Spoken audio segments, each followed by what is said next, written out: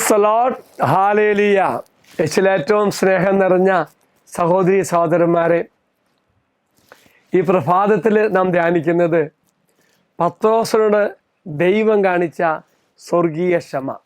മർക്കോസ് എഴുതിയ സുവിശേഷം 16-ാം അധ്യായം 7-ാം വാക്യത്തിൽ യേശുവിൻ്റെ ശിഷ്യന്മാരോട്, പ്രത്യേകിച്ച് പത്രോസിനോട് അവൻ വാഗ്ദാനം ചെയ്തതുപോലെ അവർ അവനെ കാണുമെന്ന്, യേശു ഗലീലായ്ക്ക് പോകുന്നുവെന്ന് പറയാൻ ദൂതൻ സ്ത്രീയോട് നിർദ്ദേശിക്കുന്നു. അപ്പോൾ ഉദ്ധാനത്തിന് ശേഷം യേശുവിനെ കണ്ട മഗ്ദല മറിയവും കൂടി ദൂതൻ തന്ന സന്ദേശം ശിഷ്യന്മാരെ അറിയിക്കുന്നു.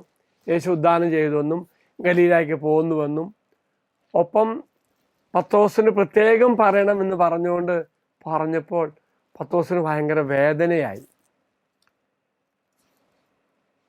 യേശുവിൻ്റെ ശവസംസ്കാര ശുശ്രൂഷയ്ക്ക് ശേഷം ഈ ഒരു ചിന്ത സ്വാഭാവികമായിട്ടും പത്രോസിനെ ഏറെ തളർത്തി.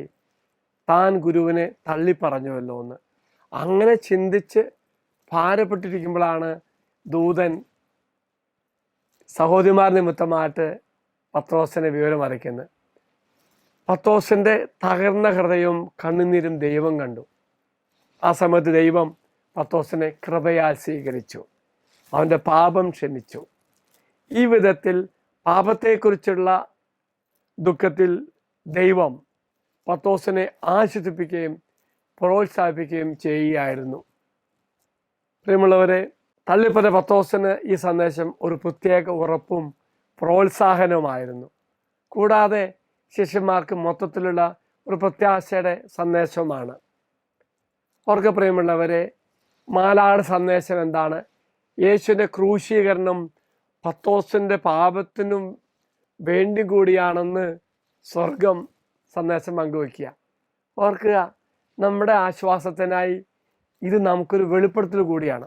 നമ്മൾ പാപികളാണ്, നമ്മുടെ വിശ്വാസം ക്ഷയിക്കും, നമ്മൾ ബലഹീനനാകും, നാം ജഡത്തിൻ്റെ ദുഷ്ടാഗ്രഹങ്ങളുമായി ഓരോ ദിവസം പോരാടണം.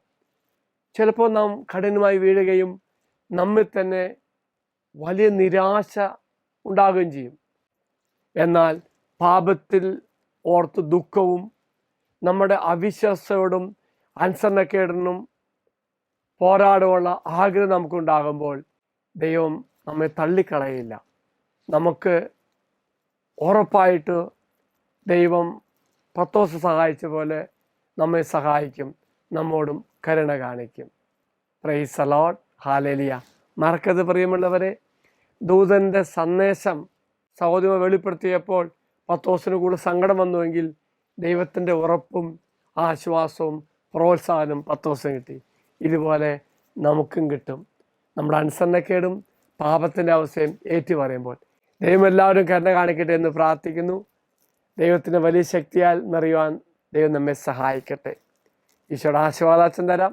നമ്മുടെ കർത്താവായ മിശിഹായുടെ കൃപയും പിതാവായ ദൈവത്തിൻ്റെ സ്നേഹവും പരിശുദ്ധാത്മാവിൻ്റെ സഹവാസവും നാം എല്ലാവരും കൂടെ ഉണ്ടായിരിക്കട്ടെ, ഇപ്പോഴും എപ്പോഴും എന്നേക്കും. ആമേൻ. ഒരു നല്ല ദിവസം ആശംസിക്കുന്നു. മറക്കരുത്, ദൈവത്തിൻ്റെ കാരുണ്യം, പത്രോസിനെ സ്വന്തമാക്കിയ കാരുണ്യം നമ്മോട് കൂടെയുണ്ട്.